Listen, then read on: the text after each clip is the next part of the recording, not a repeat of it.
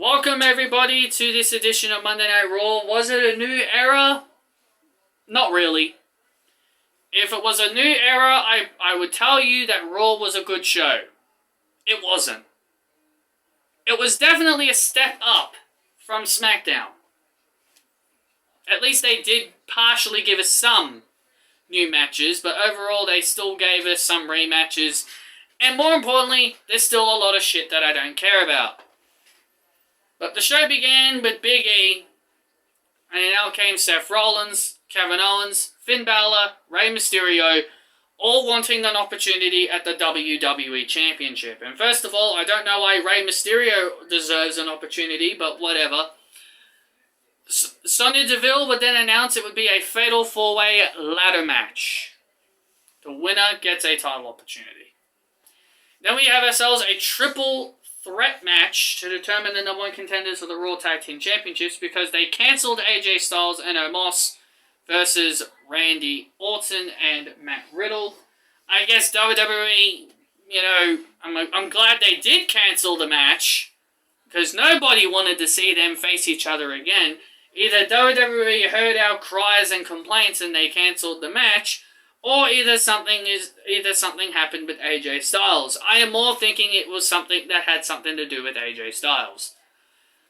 Either way, Omos would come out and he would cost the Street Profits the match. He would cost the Street Profits, and this would lead to the Dirty Dogs scoring the win. I wish the Alpha Academy won, but when I got told it was going to happen, the winners of the match was going to get a title shot later on tonight. And then I was kind of glad that the Alpha Academy didn't win. Because, call me crazy, I kind of want the Alpha Academy to be the team that ends the title reign of RK Bro. I'm only saying this because I really don't want it to be the Street Profits, because the Street Profits have already had their time at the top. They've had their time. I want to see another team have a go, like Otis and Chad Gable. I don't want the Street Profits to turn into the New Day, who always win titles. I don't want them to turn into the New Day. So, yeah, I kind of want to see the Alpha Academy have a turn, because I feel like Chad and Otis, I really do enjoy their work together. So I really want to see their hard work being rewarded. So, yeah, I want Alpha Academy to dethrone RK Bro. And then we had the coronation of Zelina Vega, and she now has a British accent, which is kind of hilarious. But this would lead to a rematch at Crown Jewel where Dewdrop would come to the ring, and you kind of knew this was going to happen because A, Zelina Vega was in her ring gear, and 2, they panned backstage to where most of the women's division of Raw are, and you see Dewdrop just walking away. So you kind of knew this was happening. So we got ourselves a rematch from Crown Jewel. Same result. Zelina Vega would win. She would grab her scepter, and she would use it on Dewdrop when the referee's back was turned because Zelina Vega unripped the, the top turnbuckle. Bianca Belair and Becky Lynch are still continuing their ongoing feud. I mean, I'm actually getting a little bit bored of their feud now. It's either Bianca Belair wins or bust.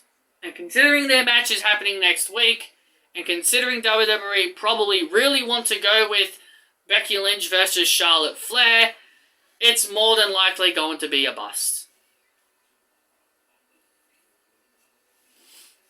Damien Priest battled T-Bar, or T-Bag as I like to call him, and Damien Priest debuts new music. His graphics though, his Titantron graphic, really cool. I will say that. His Titantron graphic is really cool. But his music, not so much. Not really a fan of it. Normally I'm okay with new theme musics, but this one felt really out of nowhere.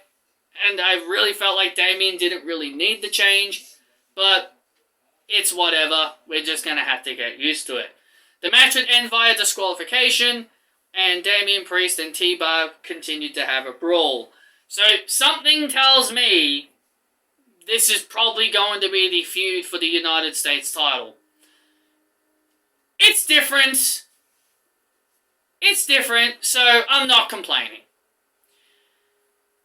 Oh boy, here we go. Now we've got a never-before-seen match here on WWE. This is totally a new match that we've never seen before. Carmella versus Liv Morgan. Absolutely a never-before-seen match. We've never seen these two wrestle each other at all. Sarcasm aside, this is ridiculous. This is once again another rematch we've already seen. We've already seen Dewdrop and Zelina Vega, and now the women are also now having the women are having this problem where we're constantly seeing the same matches. Carmella also debuted new music. To be fair, I never really liked the theme music she had before they got rid of Fabulous. The new music they gave her when she came back with the Most Beautiful Women gimmick, I can't really say I really liked that music. Never really was a fan of it. So, this is probably one theme song change I'm actually not really going to complain much about. Carmella would win here, and hopefully this is the end of it. And I also kind of feel bad for Liv Morgan, because I don't think she's going to get anywhere.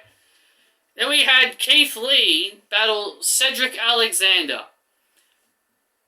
This one's a weird one, because I know Keith Lee is being presented as a heel. He's being presented as a heel with the Bearcat character. Now, if Keith Lee is a heel, then why is he facing Cedric Alexander, who's also a heel? Some people are making the theory that this could be leading to Keith Lee potentially joining the Hurt Business. I don't know. We can't really take the Hurt Business seriously anymore, because ever since they've came back, they've been losing. So, I can't really take the Hurt Business really that seriously much anymore. But, you know, I never really liked the Hurt Business in the first place, so it's whatever. But yeah, Keith Lee is better on his own without Hurt Business. Then we had Austin Theory battle Dominic Mysterio. This was all because Austin Theory wanted a photo with, or a selfie with Rey Mysterio. And, yeah, this was pretty much a waste of time match. I really did not care for this. I don't really care for Austin Theory. And Dominic's storyline with Rey is pretty much just ended. Prematurely. Pretty much just ended. Now they're back on good terms like nothing ever happened. Austin Theory would take the win. RK Bro would defend the Raw Tag Team titles against the Dirty Dogs. RK Bro would end up retaining. And then we get to our main event. It's a Fatal 4-Way Ladder match. Rey Mysterio, Seth Rollins, Finn Balor, and Kevin Owens. This is a really good match. Surprisingly, this was probably the only good thing about this show. This was probably the only good match that came out of this show. Everything else on this show was lackluster, boring, didn't really give a shit about. But this was possibly the only match that actually was really, really good. I really loved the Kevin Owens spot where Seth Rollins just powerbombed Kevin Owens on the outside through the ladder. That was absolutely devastating.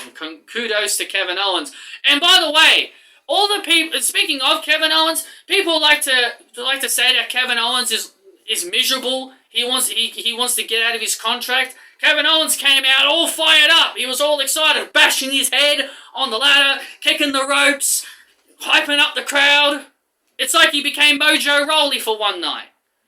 But yeah, people like to say Kevin Owens is miserable and he can't wait to leave WWE, but he sure as hell didn't look miserable tonight.